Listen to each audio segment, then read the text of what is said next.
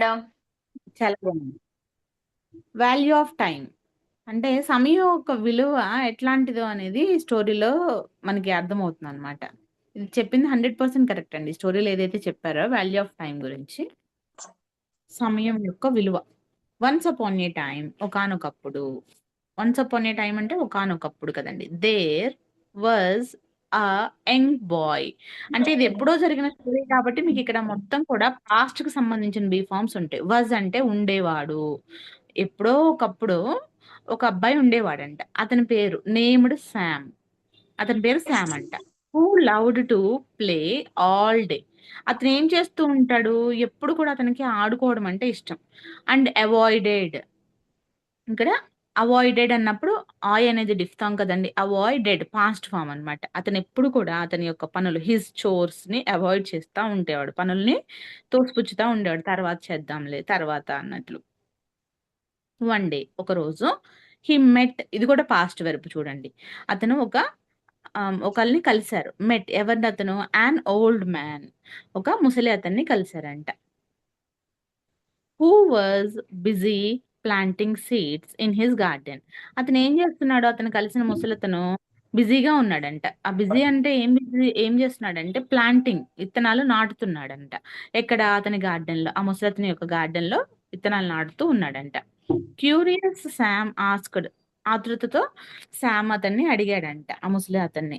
Why are you working so hard? ఎందుకు నువ్వు ఇంత కష్టపడుతున్నావు అని చెప్పి ఆ ముసలతన్ని శామ్ అడిగాడు. The old man smiled. ఆ ముసలతను నవ్వాడు. అండ్ సెడ్, తర్వాత చెప్పాడు. ఏమని? Time is like a river. సమయం అనేది ఒక నది లాంటిది. It flows away. అది అలా పారుతూ వెళ్ళిపోతుంది. And never returns. అది మళ్ళీ తిరిగి మన దగ్గరికి రాదు. Every moment you waste is like a seed that will never grow. నువ్వు ఇప్పుడు వేస్ట్ చేసే నువ్వు వృధా చేసే ప్రతి ఒక్క మినిట్ కూడా ఎలాంటిదంటే ఒక మొలకెత్తినటువంటి విత్తనం లాంటిది. అది నువ్వు అంత యూజ్లెస్ గా దాన్ని వాడేస్తున్నావు అని చెప్పేసి ఆయన ఎక్స్ప్లెయిన్ చేశాడు. Sam thought about it. Sam దాని గురించి ఆలోచించాడు. And realized. అతనికి అర్థమైంది. ఏమని? He had been wasting his precious time. అతని యొక్క సమయాన్ని చాలా వేస్ట్ చేస్తున్నాడు అని చెప్పేసి అతను తెలుసుకున్నాడు. He decided. అతను నిశ్చయించుకున్నాడు. To make each day count. ప్రతిరోజు కూడా నేను దాన్ని ఒక అర్థవంతంగా వాడుకోవాలి అని చెప్పి. Balancing his fun with his responsibilities. అతను ఏం చేశాడు ఇక్కడ?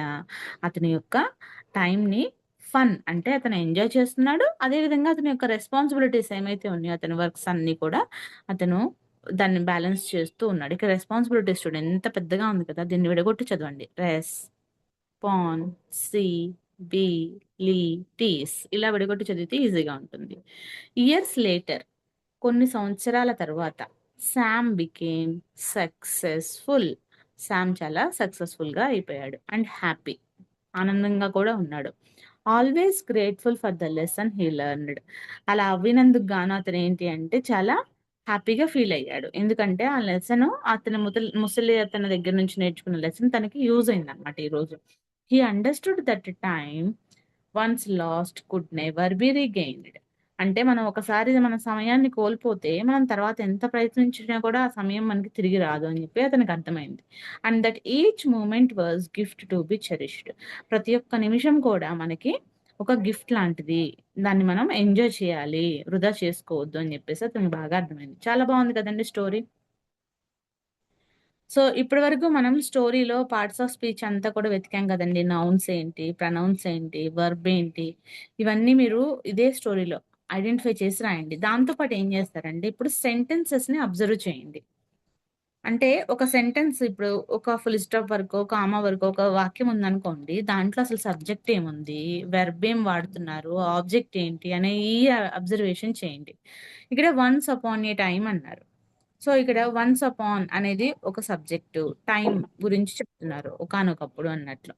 ఇక్కడ దేర్ అక్కడ సబ్జెక్ట్, వజ్ ఉండేవాడు, యంగ్ బాయ్ ఒక యంగ్ బాయ్ గురించి చెప్తున్నారు. Named Sam. అలా మీరు ప్రతి ఒక్క సెంటెన్స్ ని అబ్జర్వ్ చేస్తూ చదివితే నేను ఎక్స్ప్లెయిన్ చేయకుండా మీ అంతటి మీకే మీనింగ్ తెలిసిపోతుందండి. జస్ట్ అక్కడ వర్బ్ పాస్ట్ టెన్సా, ప్రెజెంట్ టెన్సా అని తెలిసి, సబ్జెక్ట్ దేని గురించి తెలిస్తే మీకు అది మీనింగ్ అర్థమైపోద్దనమాట వాక్యంలో.